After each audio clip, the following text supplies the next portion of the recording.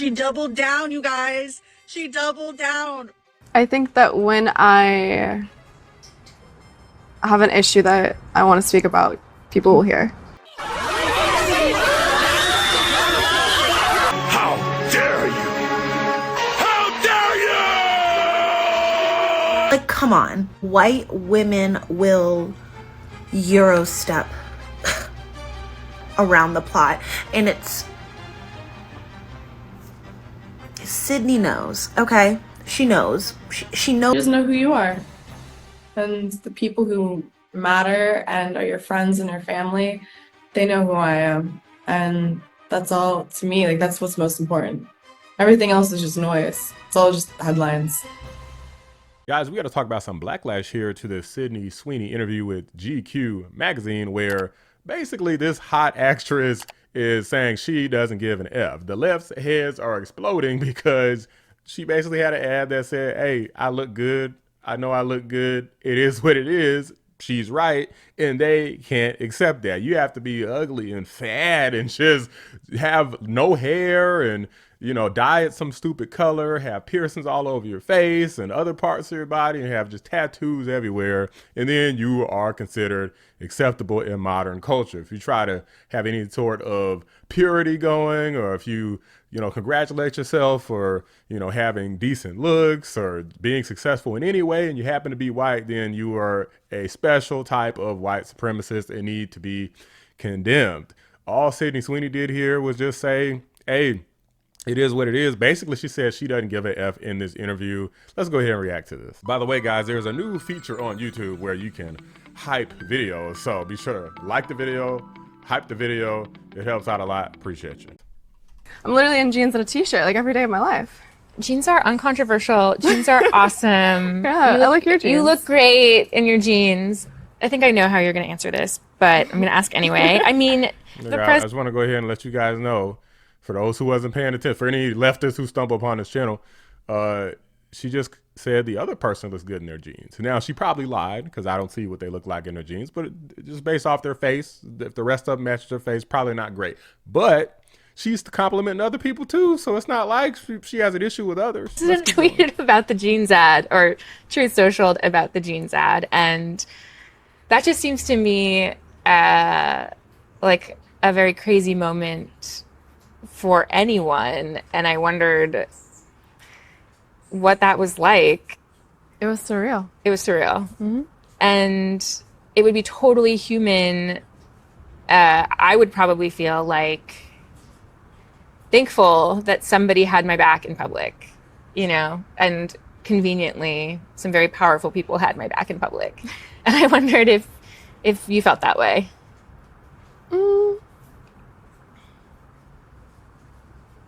I don't think that,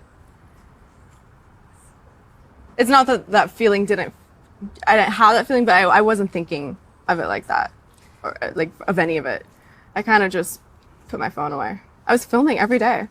I'm filming Euphoria, so I'm working like something that a lot of leftists don't know about, which is actually focusing instead of arguing with people on the internet all day and making stupid TikTok videos, crying about everything, actually making some real money. But let's keep 16-hour days, and I don't really bring my phone on set, so I work and then I go home and I go to sleep. So I didn't really see a lot of it.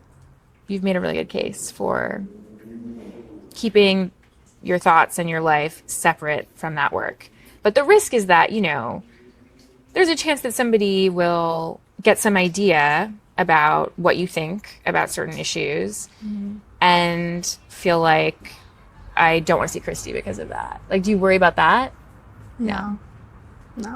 Good. The criticism of the content, which was basically that maybe specifically in this political climate, like, white people shouldn't joke about genetic superiority. Like, that was kind of like the criticism, broadly speaking. And since you are talking about this, I just wanted to give you an opportunity to talk about that specifically. I think that when I have an issue that I want to speak about, people will hear.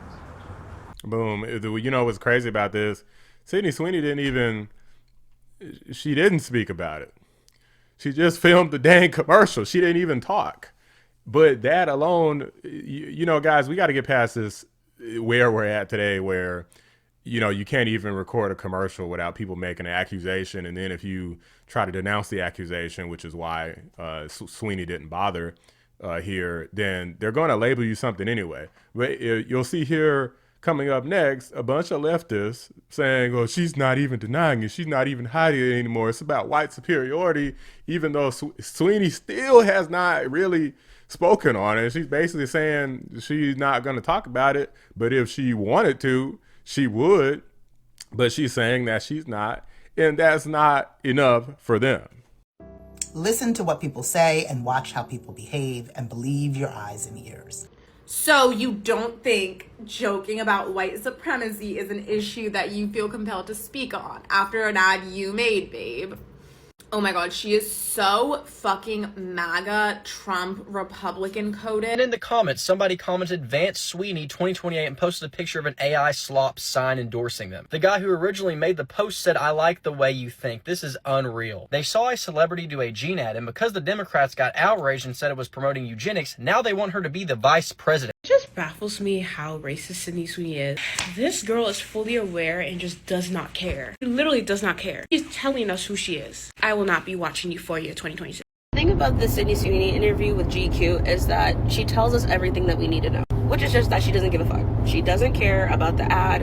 She doesn't care how people felt about the ad. She doesn't care about being a pawn. Well, she is an active person in her own life and her own story, so she doesn't care that she is being used oftentimes in this kind of like white supremacist rhetoric. Sydney knows, okay? She knows. She knows who's in her corner. She knows what she's doing. She knows about the controversy of it. She knows why it was controversial, and she doesn't care. Oh, please, don't be a baby, okay? So guys, you know what's crazy is I saw the end of this interview before I actually recorded this video. So I already knew part of what Sweeney said here. I didn't take any issue. I didn't even think anything of it. Then I stumbled upon all these stupid behind leftists crying about, oh my gosh, she's doubling down. Oh my gosh, it's about genetics. See, she knows what she's doing. It's like, you ever seen the meme with the guy and he's like got all these, you know, dots on a whiteboard and he, you know, just kind of looks crazy, got all these pieces of newspaper on the wall and he just looks crazy, like trying to connect all of these dots and concoct something that makes sense in his pea brain, but to everybody else, they're like, this dude is a lunatic. That's basically how a lot of these people have become. They don't understand that the politics have warped their brain to the point where now every little thing they see is some sort of stupid microaggression or something. We always see, like, for crying out loud, it's a running joke with Karine Jean-Pierre going around saying she's black and gay all the time.